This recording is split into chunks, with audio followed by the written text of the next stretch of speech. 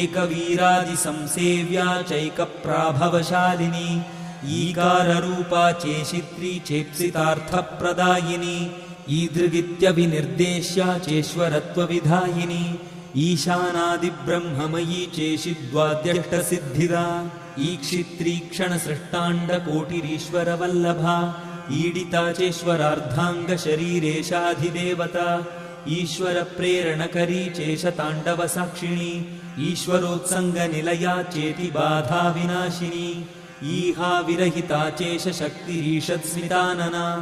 लकाररूपा ललिता लक्ष्मी वाणी निषेविता लाकिनी ललनारूपा लसद्दाडिमपाटला ललन्तिका लसत्फालललाटनयनार्चिता लक्षणोज्ज्वल दिव्यांगी लक्षकोट्यण्डनायिका लक्ष्यार्था लक्षणागम्या लब्धकामा लतातनुः ललामराजदलिका लम्बिमुक्ता लताञ्चिता लम्बोदरप्रसूर्लभ्या लज्जाढ्यालयवर्जिता ह्रीङ्काररूपा ह्रीङ्कारनिलया ह्रीङ्पदप्रिया ह्रीङ्कारबीजा ह्रीङ्कारमन्त्रा ह्रीङ्कारलक्षणा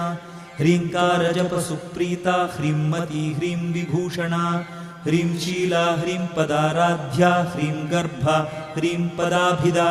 ह्रींकारवाच्या ह्रींकारपूज्या ह्रींकारपीठिका ह्रींकारवेद्या ह्रींकारचिन्त्या ह्रीं ह्रीं शरीरिणी हकाररूपा हलधृत्पूजिता हरिणेक्षणा हरप्रिया हराराध्या हरिब्रह्मेन्द्रवन्दिता हयारूढा सेविताङ्घ्रिः हयमेधसमर्चिता